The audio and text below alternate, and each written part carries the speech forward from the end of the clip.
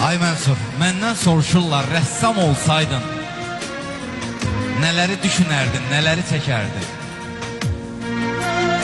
Dedim ki, kədərli, qəmli gözləri hər zaman sevincli gülər çəkərdim. Mən rəssam olsaydım aç susuzları bir rəsimlərimdə yad eləyərdim.